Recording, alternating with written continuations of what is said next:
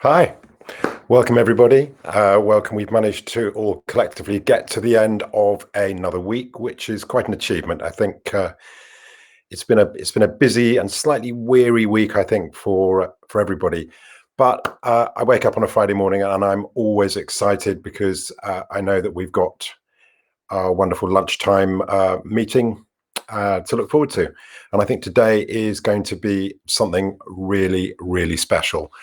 Uh, so our guest today is an enormous best-selling Irish writer who is making huge waves in the UK as well. And her new book is out right now and is doing incredibly well. Her new novel is called Our Little Cruelties. When it came out in March 2020 in Ireland, a very challenging time for anything to be published. It was at the #1 spot for 12 weeks and then in the top 10 for 5 months. So our guest is, of course, Liz Nugent, and we are delighted that this week we have our very own best-selling author, Sam Blake, in conversation with Liz. Just to give you a little bit of a background, Liz is one of the hardest working people who calls themselves a writer. She's written for TV. She worked for 10 years as a story associate on a really popular Irish soap. She's written short stories for adults. She's written a children's animation series. She's written a half-hour drama. She's written for radio. And if I listed all of the awards that she has either won or been shortlisted for, we'd get to the end of the hour without actually having a chance to ask her any questions. I think it's the quick way of saying every single book has met with huge critical acclaim and has gone straight in at #1 and has won multiple awards. Her first novel, which I'm sure many of you have read, Unravelling Oliver, was published in March 2014, won the Crime Novel of the Year award at the Irish Book Awards, possibly the only debut ever to do that. I don't know. And then her second novel, Lying in Wait, was released 2 years later and went straight in at #1. And that won countless awards, including the RTE Ryan Tubridy Award for Listener's Choice, which is a really hotly contested category, and was a Richard and Judy Book Club choice in the UK. Her third novel, Skin Deep, that was published by Penguin in UK and Ireland in spring 2018. That won lots and lots of awards as well. And as I say, that brings us up to date with Our Little Cruelties, which was published last year in the US, and the New York Times named it as one of the most recommended thrillers of 2020. So I think this is one of those times I just sit back and I think I'm really, really looking forward to listening to two incredible female writers in conversation, and I'll see you back at the end. Make sure you feed your questions in. Liz, you are very welcome, and Sam, take it away.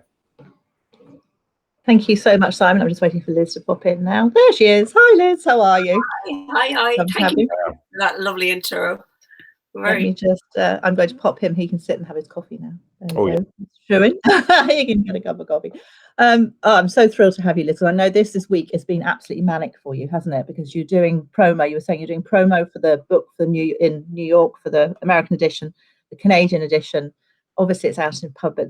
Our Little Cruelties is out in paperback in the UK, so that's obviously another big thing. But you're also trying to write your own book and do the screenplay for Our Little Cruelties, which is very exciting too. So it's been a bit manic, has it? Yeah, it has been a bit manic. Like doing the screenplay is a bit of a stretch. I'm trying to help with the pitch. They have an actual screenplay writer, which I'm very glad about, because I don't think I could take on, like, the plan is that in 2 weeks' time, we go into a virtual room and we actually pitch to Netflix executives, which just scares the hell out of me. So we have an appointed screenplay writer, but they still want me to do sort of the intro and me to talk about what inspired me to write the book. So I'm quietly terrified, but working my way up to it. towards that. My goodness me. So just take us back. We've got a lot of aspiring writers on the platform here. So take us back to the very beginning. I want to just talk quickly about sort of your arrival in books, and then we'll get on to the detail of Our Little Cruelties. So going right back to Unravelling Oliver, you'd written screenplays. You were writing Fair City at that point, I think, weren't you? I wasn't writing for Fair City. I have to correct that, because people always say that, and I have to admit I was not a script writer or a story writer. I was the admin backup to the story team, but I often wrote the stories that linked, because people don't know this when they're watching it, but in Fair City there are 3 or 4 running storylines all at the same time, and I would write the stories that linked those stories, but I wasn't actually a story originator, and this was extremely frustrating to me, because all I wanted to do was write the story, but because of the fact that I was a staff member and not a contracted writer, I couldn't do that. So I'm afraid I was just an admin person. Well, I wouldn't say just, because those links between those storylines are pretty crucial. Without them, the whole thing. Well, I like to think they made a difference at the time. They're very important. They're very important. So no, do take credit where it's due. But Unravelling Oliver, let's go back to that. Just talk to us a little bit about how you came up with the idea, and had you always wanted to go into books? I shouldn't ask you 2 questions at the same time. But I had no intention of writing a book when I started with Unravelling Oliver, because Unravelling Oliver started with the opening line, which is, I expected more of a reaction the first time I hit her. And I always thought, God, that would be a good opening line for a book. And then I didn't do anything about it for a year. And then I wrote it down, and I followed it with a couple of more lines, and I developed that into a short story. And I submitted that short story for the Francis McManus short story competition on RT Radio 1.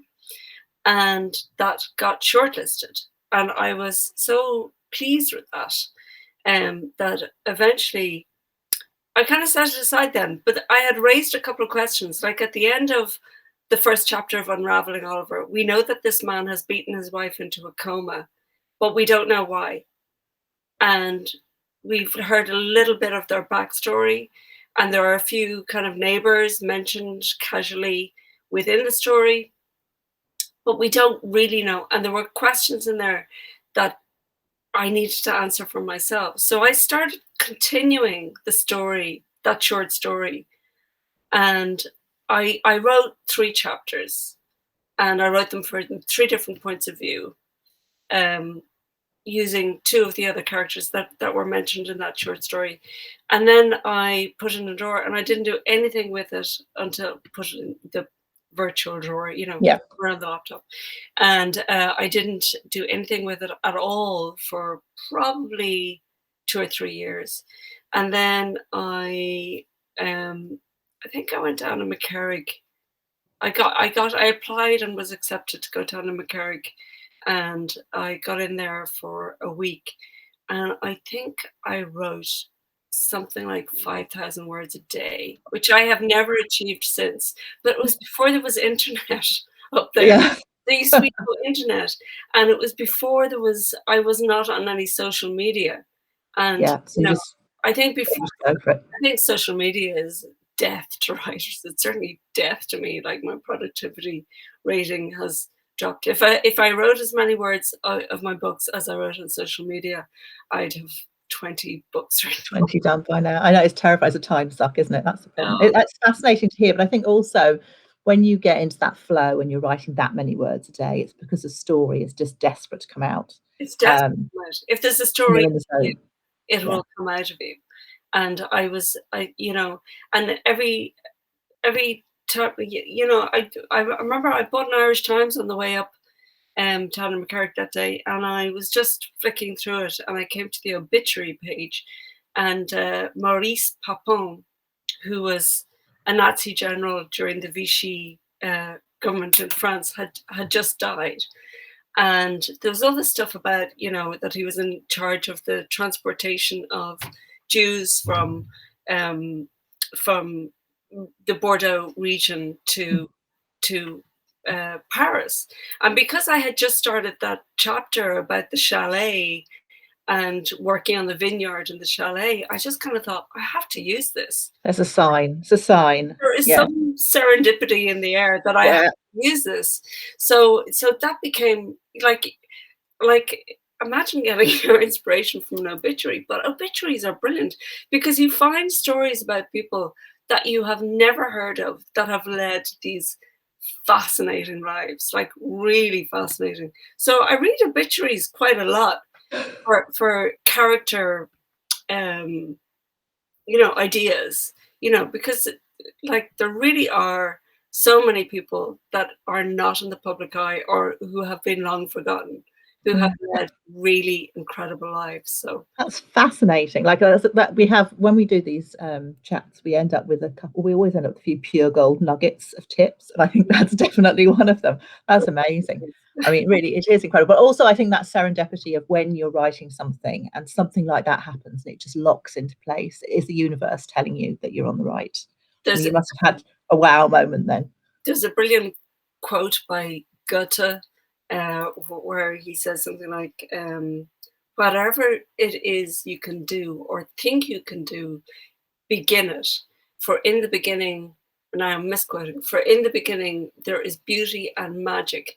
And it did seem to me that a lot of things conspired to come together to help me to write that book at the time. Like just that the fact that that obituary was in that paper on that day, the fact that on the bookshelf at the time there was a biography of a doctor who had worked in Tanganyika in the 1930s, which was where, like, spoiler alert for everybody who's not read Unravelling Oliver, but was where, Oliver's mother would have grown up in that tribal sort of past. So actually I had a whole, I think it was 65 pages written on Oliver's mother, which got junked in the end. It was useless. But at the same time, I have that in the back of my head so that, if, there is talk of Oliver coming to the screen. So, there is plenty more story to mine there if needs be, if they want to do that. Which is fascinating. And that's actually a really beautiful link. Thank you for that lovely segue straight into character and Our Little Cruelties, because I wanted to ask you a lot about characters. The characters in your books are incredibly strong. I love character and I love that knowledge that you have, which clearly comes through on the page, that you know far more about these people and they've got whole lives outside of the book. Do you spend a lot of time planning those characters before you start writing, or how do they sort of arrive? I kind of have to have the voice first. In my head and lock that in. And then I do a little thing. It's just, I don't know. I think I picked it up on a screenwriting training course once, but it was one of these things about you have to know your characters inside out. Like, do they drink tea or coffee? What way do they vote? Do they like pets? Did they have a pet when they were a kid? Are they close to their parents? Like, there's all these list of questions. What newspaper would they read? What would the one question is? What would they do if they were at home alone on a Tuesday afternoon? Brilliant. So there's all these questions that you like, and you don't have to feed all of that information into the book. But it's a good handy thing to have, that collection of, so that you're consistent, so that when your character, that she doesn't drink tea and then drink coffee in the next scene. She's consistent about what she has a skinny frappuccino turmeric latte or whatever. Exactly. but that she's consistent, and that, so Oliver, I even did that in the first novel. So Oliver is a Jameson drinker, Yeah, it's at that knowledge. I think that's what makes the characters really jump off the page and really live. And in Our Little Cruelties, we've got 3 boys. We've got the drum boys, and that's William, Luke, and Brian, isn't it? And obviously their mother and their sort of Suzanne and Daisy, the various other people around, the minor characters. But because the book is told from those principally from those 3 points of view, you have to know those guys in intimate detail to be able to, because they literally have a third of the book each, don't they? Well, it's kind of, the book is split up into quarters, so they each have a quarter, and then the last quarter brings them all together. Oh yeah, brings the three of them together. Yeah. To a sort of a climax. But it's just like, I love it. And I love it's one of the best openings, because we have this funeral, and we have a coffin, and we have brothers, and we know that there's a brother in. We don't know who it is, and we don't know how he got there. And I just for that as a massive hook for, you are known for your hooks. I mean, that line from Unravelling Oliver is just superb. It's fantastic. So when this book first came to you, what came first with the ideas? Was it that opening scene? It was the opening scene. And the opening line, all three of the Drum brothers were at their funeral, but one of us was in the coffin. And I didn't know actually until I got to that scene which one of them was in the coffin, and I didn't know which one had murdered him. So I always start with character, and Will was the first character I was writing. And he came easy because he's the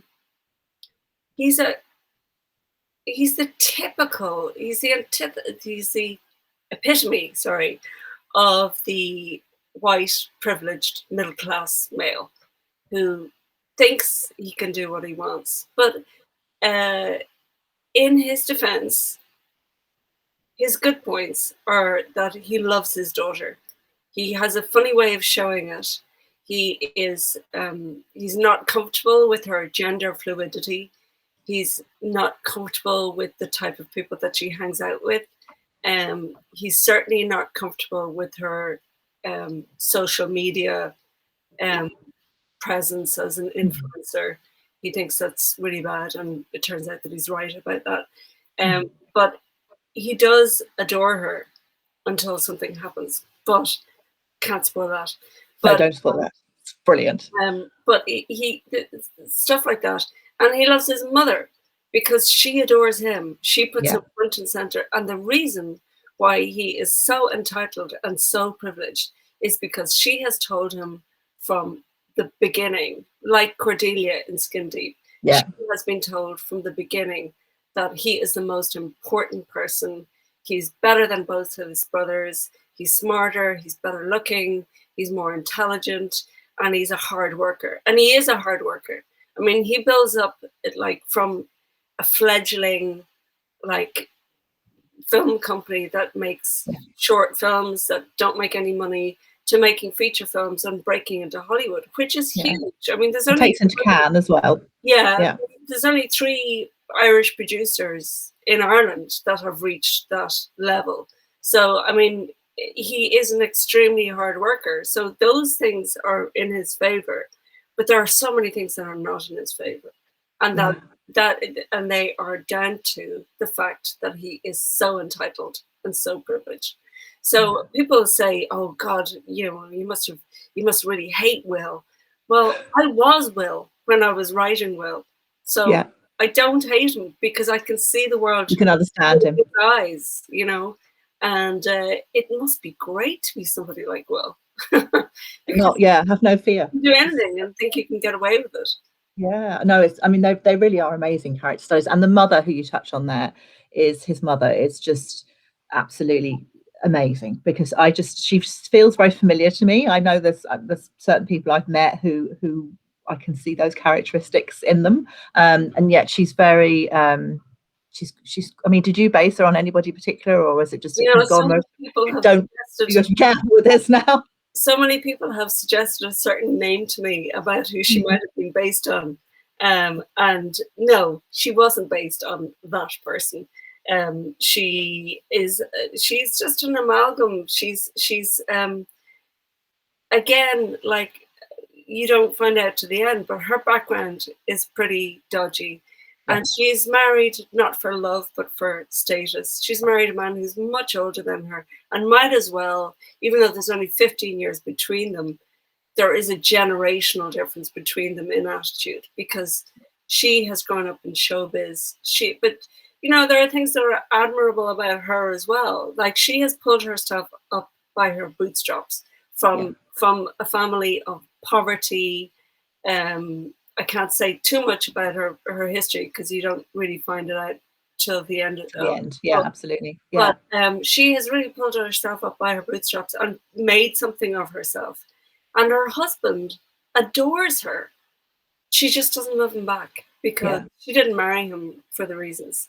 And so she's unfaithful, but she is a victim in her own ways. See, I have sympathy for all of these characters. All of them. Well, you can see why, and you can, because that's the thing, is that they're flawed, but they're well-rounded in a flawed way, because you can see they've got good and bad in both all of them for a bit. You know, and that's fantastic. And I think it's that the way they spark off each other is what gives you the story. And I think Brian is probably the one I like the least, because he's the sneakiest of all of them. I know. It's an absolute.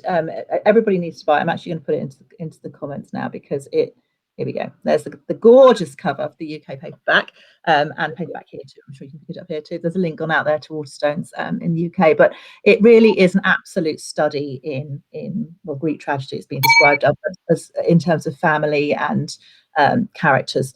So when you got that first line and that first sense of who it was going to be about, how did you make a decision about how to do the structure? Because it really is totally different from anything. Well, to be honest, I did it as is seen. I mean, there was only one scene that was swapped, and that was Brian's first and second scene were swapped. Apart from that, I wrote it exactly as it is seen, and I just decided I'm just going to pick random years in these boys and men's lives and show how they became from boys to men, and how the small little tiny things that might have happened to them when they were children, how they really affected them as men, and how they influenced the type of men they became in later life.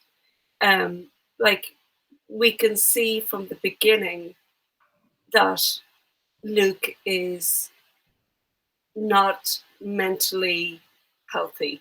Yeah. And his obsession with religion as a young boy really is an obsession.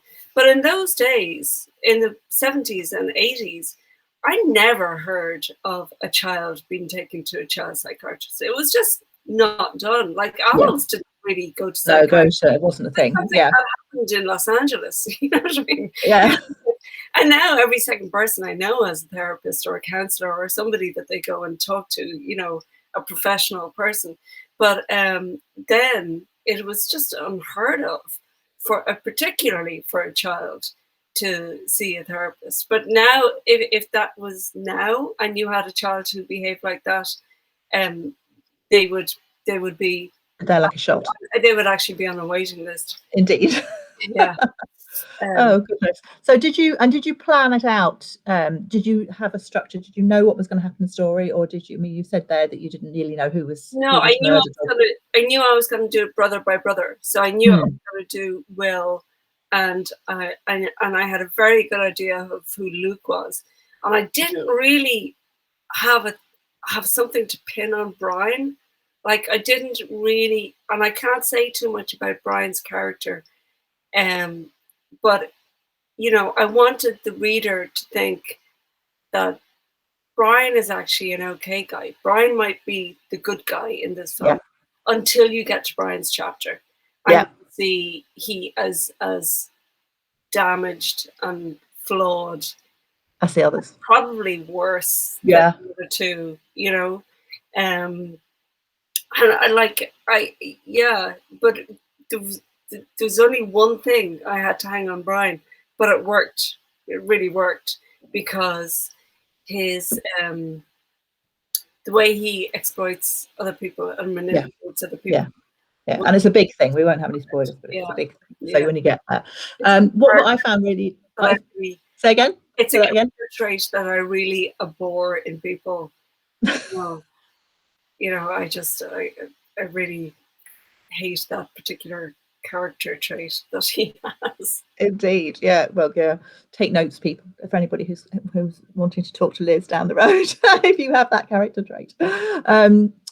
What I found really interesting is that you take the three brothers and you show us scenes from their point of view, but often it's the same scene from different points of view, and that takes enormous skill, I felt, because we didn't feel like we were reading the same scene again. We knew roughly what happened, but from somebody else's point of view, and I just felt that was very brave, but also it just really showed your talent for telling the story and for understanding those characters, because it felt fresh each time. And that was one part of it that I really, really loved. And then when we come together at the end, we've got this sort of denouement. What I also love is the fact that you said that you didn't know what happened, because I think as a writer, if you don't know what happens at the end, there's no way the reader's ever going to guess it.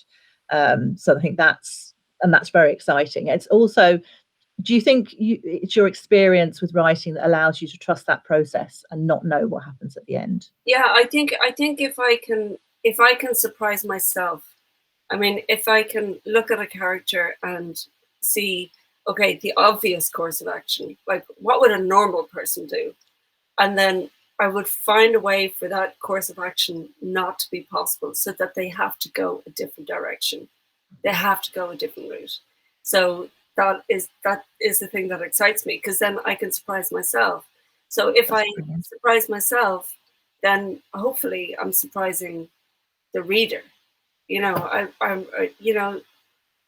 Definitely. Sometimes when you read your own reviews, and you should never do this, but sometimes, occasionally, you kind of have to kind of see where you are in rankings or whatever, and you kind of read a few reviews, and the ones I don't believe are the people who say it was so predictable, because when it wasn't. I know they weren't. I know it's not predictable, because I didn't know what was going to happen. So don't tell me that you did. Yeah, no, absolutely. I love that idea of taking the normal and turning it on its head and looking for the thing. So, and that's playing with the reader's perceptions too, isn't it? Because the reader's expecting certain things to happen and people to behave in a particular way. And then if you twist that and turn it on its head, then we're all going to be astounded. So, and I think that gives you that sense of satisfaction when you finish the book, that you're like, oh, wow, that made a difference. This is a thing. It's a whole, complete story, and it's made me go wow at the end.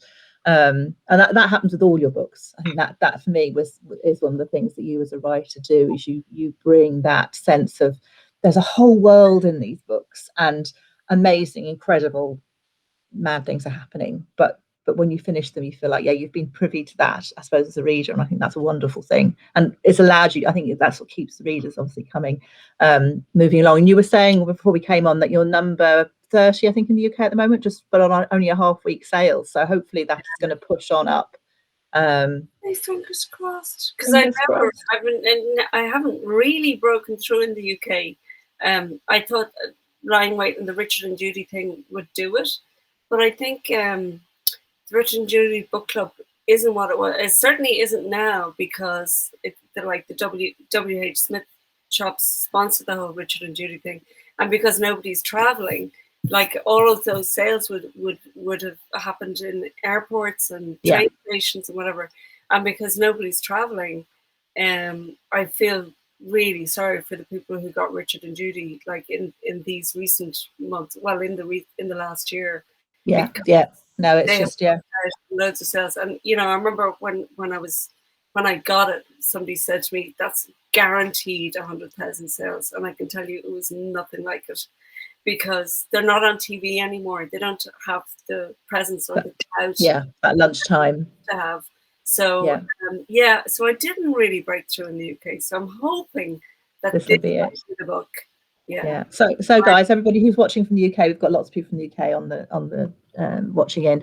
Make sure you share, please. Share as much as you can, because social media is the way to reach people. With the bookshops closed, I mean, literally the only way to get out the message out there, unless, apart from I know you're doing lots of radio and lots of all sorts of bits and pieces and talking to a million different book clubs, but social media is definitely one way forward, isn't it, to reach out to those new people. The good news for the UK, I suppose, is that I would love if you bought the book through your local bookshop, because a lot of them are doing online orders, and you can just phone them up or tweet them, or or email them and see if they have the book in stock, and they should do. But the great thing is that it's on the shelves in Tesco's. That's fantastic. And Sainsbury's, so you can actually do it while you're picking up your groceries. Yeah, when we're doing your shopping, and that's the best thing ever. I think that'll hopefully be the thing that does it, because that's the only place anybody's going. Yes. I don't know about anybody else, but I've been out about twice in the last month, and it's been to Tesco's. So it's definitely my physiotherapist twice in the last month, and that's the only place. It's desperate, isn't it? But it's a whole new world, and you're right about Smiths. I always have great sales in Smiths too, and that when it's all gone, it's just you have to find other ways of getting the message out. Yeah, definitely, it's frustrating, but that's why you're here with us today. Let's hope we can shift a few copies. So guys, I think we've got loads of questions. I've got a couple more questions about your editing process, so I'm just going to whistle through those quickly, and then we'll bring Simon in to get to the questions. So when you write, do you write right to the end of the first draft and then go over and edit, or do you edit as you go along? What's your process? I have learned through trial and error to get to the end of the first draft and then rewrite from the beginning before I submit to an editor. And I'm speaking as somebody who has a book deal. I think if you are writing your first novel and you haven't submitted it anywhere, I would do that 5 times. At least. Never, ever, ever submit your first draft, because I can guarantee you that your first draft is not very good. No. You may think it's brilliant, but it really isn't. And you have to go back and start from the beginning, and you will find so many inconsistencies and so many mistakes and so many errors, and you have to fix those. So I go back and I do a perfect sweep, so that when I send it to my editor, I hope not to get too many structural edits. And the first time that happened was with Our Little Cruelties. Oh, dear. That was the first time I got very few notes. I mean, she loved the structure. That's my editor, Patricia Deavy. She loved the structure of it, and she loved, she had very few notes, just a few minor things on character, and then I was the person who wasn't happy with some of the structure about Brian's opening scenes, and she suggested swapping one scene for another at the opening of Brian's, and that just totally solved. And it all made it work. Yeah, it's really interesting to hear, even with your level of experience, that those are the previous books you would have got quite a few edits on. Lying in Wait was a 75% rewrite from what I submitted to my editor to what went out. I had to do that in 3 months. And goodness, 75% of it was a rewrite. But she was right. Yeah, well, that's it. That's her job, isn't it, to make it a better book at the end of the day. And I think that's important for people to understand too, is that you feel like they're subjecting you to torture at the time, but in fact there is a good reason for it. And they have that objectivity.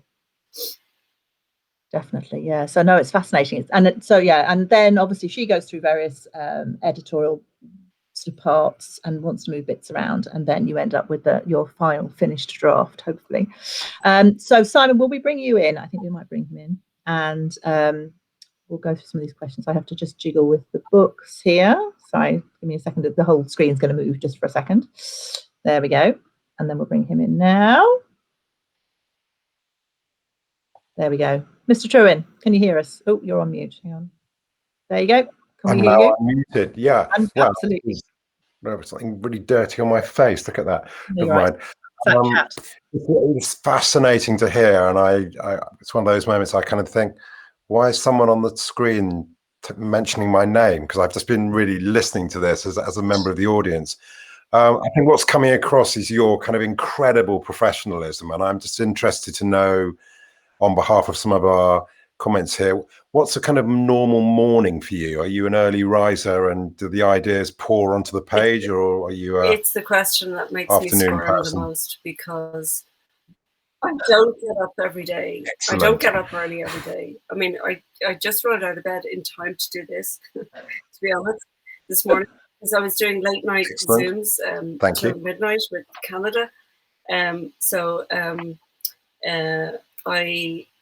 I don't get up early every morning. I don't write every day. I am really undisciplined, but on the days there's some days I just don't feel like writing. I just don't feel it, and on those days I read, because like I'm either going to, if I'm not going to write, I'm going to read, and I'm going to read somebody who is hopefully better than me, so that I can learn something in that process. Okay. And so I will read or I will write. And when I am not reading, if there are periods of time, like 2020 was disastrous for me for various medical reasons and the death of my father, so I wrote very little over the course of the entire year. But all of the time that I was not right, I think I'm going to say something really weird here. I do my best writing when I'm not writing, because I have a story that is percolating in my head, and occasionally I'll just grab my phone and make a little note in it, and so that when I do come to the page, I have something to say and I have something to write. So everything, the story is building up in my head gradually, and I never go to the page, never go to the document without having something to say. Like, I'm never staring at a blank page, because I have built up enough of the story in my head. And then the magic that I'm talking about happens in the course of the writing, because you find some other little thread that will come into it, and you kind of think, oh, well, maybe that character should be more foregrounded, or maybe that character could play either a negative, it could be a negative influence or a positive influence on my protagonist. You know, there's lots of ways of doing it. But yeah, I'm not super disciplined, and I hope that's a comfort. It's fascinating. I think that percolation process that you talk about is so important. It's so important to spend time thinking about your characters, and I do that a lot. I think about the characters, and just as I say, write notes about, do they read the papers? And the character I'm writing now, she's a middle-aged woman. She doesn't watch the news or read newspapers. She's a very unusual person, and I'm having great fun with her. Whether she survives could be rejected by my editor, you never know, but I'm having great fun writing her. That's an interesting point. I mean, you've had, by anyone's measure, you've had a huge amount of success with your 4 books. Does that create a kind of pressure on you as a writer when you sit down to write book 5, which I think you're doing at the moment? Are you already thinking, is this going to be a bestseller, or do you kind of is that the business side of things over there? No, I can't even think about readers or bestsellers or charts or anything like that. I'm just writing because I have a deadline. Yeah. And I have to get it done, and I need to make it as interesting as possible. And I want it to be a story that I enjoy, and a character that I find compelling. So yeah, I'm writing the story for me primarily, right? And hoping that if I find this character interesting, that other people will as well. But I'm not really thinking about other people when I'm writing the book. Okay. A lot of people I know struggle with dialogue. Now, clearly, given the fact you've written for radio, you've written for screen, dialogue is probably not an area that you have any real concerns about. Is there an area of your writing that you really struggle with? I think pace is Okay. pace is something where I see most writers fall down, and so that's something. And I directed a play once, and the review said Liz Nugent's paceless direction, blah blah blah. I don't remember what else it said, but it was a really terrible review. And I like ever since that, my note to myself has always been, keep up the pace, keep up the pace. Um, Stick some kind of incident in, like Yeah. keep up the tension. Like if you are asking a question at the beginning of the book, like the question at the beginning of Our Little Cruelties is, who is in the coffin? So Okay. at various intervals, I go back to various characters saying, I wanted to kill him. I wanted to kill him. So you think, oh, it's going to be him, or Yep. it's going to be him, and then I revisit that funeral scene a couple of times as well, so that the pace of the book, I'm reminding the reader that there's a coffin and there's a funeral and that there's somebody in the coffin, and you need to keep reading to find out who it is and why they're there and who did it. So I think pace is something that that's the biggest struggle I have. Yeah. And do you think, looking back to that play, do you think the review was right? Was the direction? Absolutely. I had no idea of pace. I had never directed a play before. Yeah, no, it was terrible. I mean, the whole thing was a disaster. I was oh, I won't go into it. It was a learning experience. Everything's a learning experience. Yeah, well, that's the thing, isn't it? And have you discarded any books along the way? Have you got a kind of virtual drawer anywhere full of stuff that you never quite made it? No. No, Unravelling Oliver was the first book I attempted to write. I mean, I suppose the first draft of Lying in Wait was kind of discarded, but like I used some of the discarded pieces I used in a radio piece that I wrote last year. So, I would never, I have a kind of a rubbish folder or a rejection folder that I put in everything that's been rejected. Like I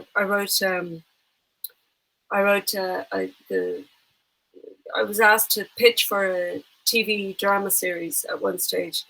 So I pitched a kind of a modern day King Lear set on an Irish island off the west coast of, Mayo. That's a good pitch. Sorry? That's a good pitch. Well, I thought it was a good pitch. But when it was, I didn't do it very well. I didn't, because again, like the whole film thing, like my only experience of writing for TV is Fair City, which isn't a great learning ground for a big scale TV shows or films, really. So when it came to pitching, I didn't really know what the format was, and if you go to Google, you can find a million different formats, and I wasn't quite sure, how to do it. So I don't think my pitch was very good. So it was rejected, but I put it into my rejection folder. But then when I had done so much research about islands when I was writing that pitch and island life, that really when I went to write Skin Deep, I could use all of that. So none of that research was wasted, and none of that stuff was wasted. So even though I didn't go with the King Lear story for a Skin Deep, I might still do that at another stage. But now that I've given away, but I think it's an interesting. I think there is a story. I think there is a modern, like there are several modern day King Lear tales being written, but I think I don't think the really good Irish slant one has been done yet. You heard it here first. Maybe that's book 6. So You talked earlier on about knowing everything about your characters, about whether they had a pet and what they drink and all. So do you start with the process of you create the characters and then you follow the characters through a plot that you're unsure of? I mean, you've said you're not quite sure where it's going, or have you started with a kind of high concept and then reverse engineered it into the characters you needed? I don't plot. You see, I don't plot. I start with the characters. I start with an event, and then I kind of work backwards. Yep. From that event, and show all of the things that lead up to it. So everything that happens in Our Little Cruelties for the first 80% of the book leads up to that funeral. And almost 90% of the book leads up to that funeral. So you're constantly building the story and the rivalries and the enmity and the betrayals between these three brothers until, like, by the time you get to the seminal scene, each one has a very good reason to kill each one. You know, so it could be any of them. So I just had to pick one. When I got the chapter, it was kind of like, oh God, who will it be? So at that stage, you could actually go back and write two other endings of the book where it was either any of them. Yeah. And that's the test. I should have done that. Pick your own ending, you know, make up your own ending. That would have been a bit gimmicky, but yeah, could have worked either way. But that's the kind of test of a robust structure, isn't it? That you could, because the reader has to have an open mind, don't they? Yeah. Because I think sometimes books foreshadow things too much, don't they? Yeah. By the end of it, people think, well, I knew that's what was going to happen because it was so obvious. But if I don't know what's going to happen, then I can't foreshadow it. No. Exactly. Yeah, I think that's brilliant. So clever. There's a really good question here about titles. How did the title come to you? Was it always there? Or did it come to you as you were writing for this one and the others? Because I think they're all good. I've never titled a single one of my own books. Never. No, all my titles have been rejected. This one was called Brothers. Okay. I just kind of thought, well, there's a good title. Yep. They said, publisher said it wouldn't sell to women because women don't like reading about men, which I think is Really? Yeah, I'm a little bit dubious about that. But my Canadian publisher said, you know, there's a line in it where one of the brothers says it was just one of the little cruelties that we used to like to visit upon each other when he's retelling a childhood incident. And she said, I think Little Cruelties would be a great title. So that's what they went for in America and Canada. And then, because I'm published by Simon & Schuster there.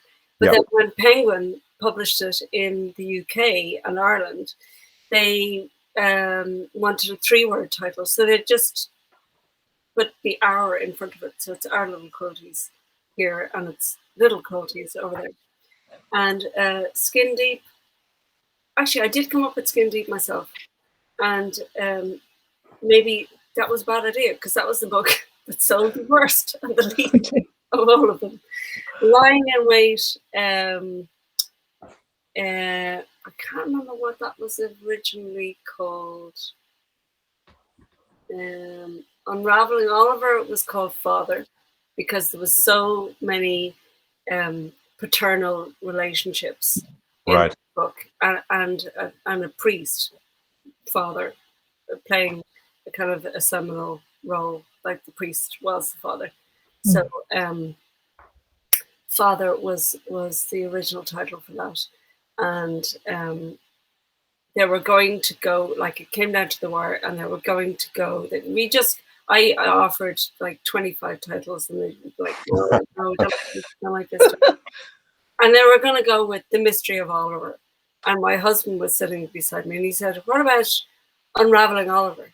And I said, brilliant, but I think actually Unraveling is better. So I said, Unraveling. And they said, no. And I said, well, my husband said Unravelling Oliver in there. And they were like, brilliant, Unravelling Oliver. Because it has that kind of reverse assonance, Unravelling and Oliver. Yeah. So they went with Unravelling Oliver. So they went with my husband's choice. And Lying in Wait. What was the original title for Lying in Wait?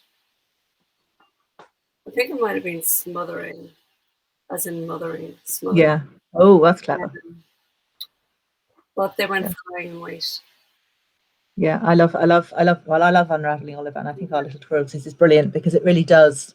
Yeah, you get that sense. Well, That's really. there you go. You have to trust your publishers because they know better than you what they're doing. Even though I find myself giving out about them sometimes, but at the end of the day, they do know the business better than you do. And oh yeah, I might hate the covers. They know what sells. They know, So at the end of the day, I've learned to sort of get off my high horse a couple of times.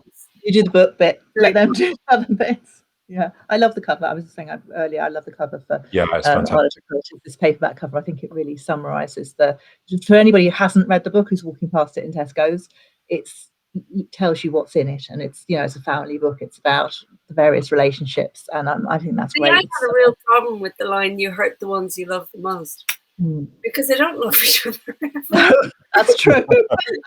So I had a slight issue with that, but they said no. This is the line that will hook them in. This is the line that will, So. I think it's really refreshing that you've learned to create a sort of a distance between your book as a creative thing and your book as a product that needs to be sold. Because I think a lot of writers, get unnecessarily hung up on the cover, the strap line, whatever. And my attitude to that is, you're not the reader. You're not going to buy the book. You wrote it. Let somebody else do the heavy lifting. It is the thing that we have, that my editor and I have the most arguments about, are the précis on the back cover and the strapline. We have the most arguments about that because, and including this book, I completely disagreed with the strapline, and I completely disagreed with we actually, the boss of Penguin Island had to step in, sort it out, the referee between us. Wow! So there was a compromise for the back cover. Little the blurb. Call it a précis. A blurb is what you get from other writers like the Graham Norton, the Lucy Foley's, and everything. But I can't remember what do you call it?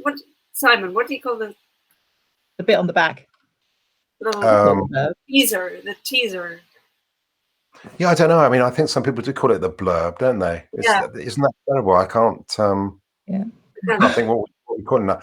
But it was interesting when we spoke to Sophie Hannah a few weeks ago, and she said the first thing she does is she writes the blurb for the back of the book. Oh my God! She writes the top lines. It goes on her notice board, and it's always there when she's writing the book. But she plots. Like, I've talked to her about this, and she plots. She knows what's going to happen in every single chapter, and she plots from beginning to end. And because I don't know what's going to happen in my books. It was only actually when I came up with the title for Skin Deep, that's when I decided that that Delia was going to be disfigured at some stage, because coming up with the title for that dictated the story, really. Because that hadn't entered my mind that this beautiful woman would ever be disfigured in some way. So, spoiler alert.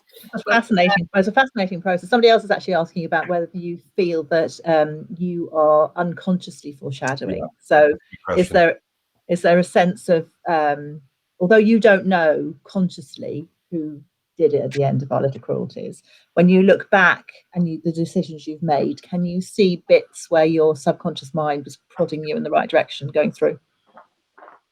No.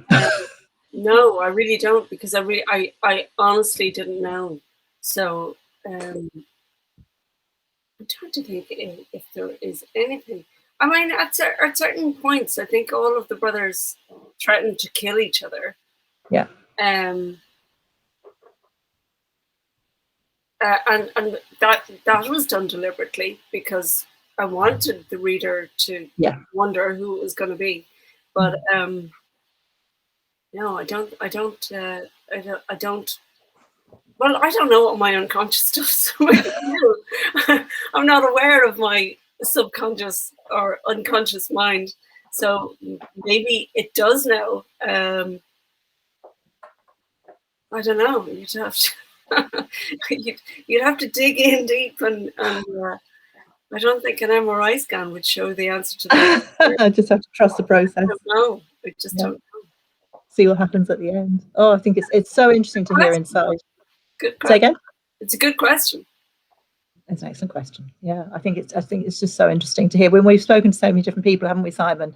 And different, everybody has different approaches, and I think that's what's so interesting about these is that you all come up with a book at the end, or we all come up with a book at the end, but we'll have so many different approaches and so many different ways of doing things, doing the same things.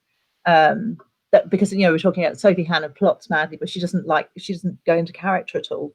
No. Because it's all about plot, and you're the exact reverse of that. And your characters are pushing your story along. I think Sophie said that the characters just do what she tells them. Yes. They go into the room, they do that, they get out, and they move on to the next thing. So I can't remember whether it was Kit DeWall or Adele Parks, but one of them talked about how they didn't write the book sequentially. They plotted it and thought, I'm in a kind of party mood now because I've just been to one. I'll write that party scene that's happening towards the end of the book. But clearly with you are writing it chronologically, aren't you? Because you don't know what's happening. Yes, although it's not chronological. No, but really. But I write it as you see it. Yeah. What I did with this one. Oh, sorry. You mean when it's not chronological? It's not chronological in the time period there because you skip around different times. Time hop is Our Little Cruelties, but I wrote as you see it. And with Skin Deep, it was pretty much as you see it. It starts with the inciting incident of the dead body in a flat in Nice, and then it goes back to our childhood and all the events that lead up to that. But there is one that I failed in that book to pace it right because I never came back to the murder until the very end. And I think if I had planted little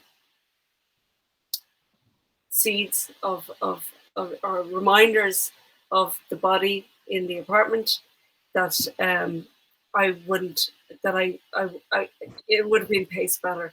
So, you learn from every book. You learn. Learn. Yeah. Going through. It's fascinating. So interesting. So are you working on the next book now? Or are you working on a?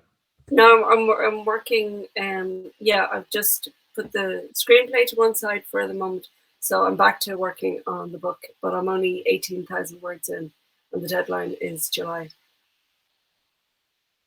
It'll happen. Trust the process. But is that a terrifying thought, or is it quite exciting?